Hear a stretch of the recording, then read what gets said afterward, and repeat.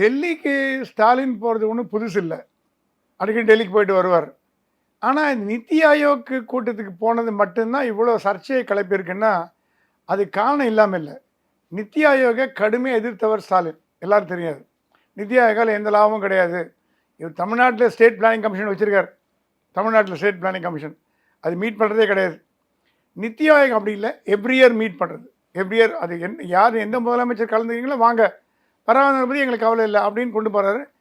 இந்த தடவையே எதிர்கட்சிகள் முழுக்க முழுக்க புறக்கணித்து நான் சொல்ல மாட்டேன். பினராயி விஜயன் போல, ரங்கசாமி போல, மம்தா போல, சித்தராமையா போல தவிர ரேவந்த் ரெட்டி போயிருக்காரு, பகவந்த் சிங் மான் போயிருக்காரு. ஒரு ஆம் ஆத்மியும் ஒரு காங்கிரஸும் போயிருக்காங்க. அவங்க ரேவந்த் ரெட்டி இது வரைக்கும் எல்லா நித்தி ஆயோக் மீட்டிங்கும் போயிருக்கார். அவரும் காங்கிரஸ் தான். ஸோ காங்கிரஸ் கட்சி ஸ்டாலினை போகாதேன்னு சொல்ல, போன்னு சொல்ல, இந்தி கூட்டணி போகாதேன்னு சொல்ல, போன்னு சொல்ல. ஏன்னா அவரு இதில் தலையிட முடியாது கட்சி. காங்கிரஸ் முத நாள் ராகுல் காந்தி வீட்டுக்கு ஸ்டாலின் வீட்டுக்கு போயிருக்காரு. ஏன் ஸ்டாலின் போனார்னா, ஸ்டாலின் இப்போ இருக்கிற டவுட்டுக்கு காரணமே என்னென்னா டாஸ்மாக் ரைடு தான்.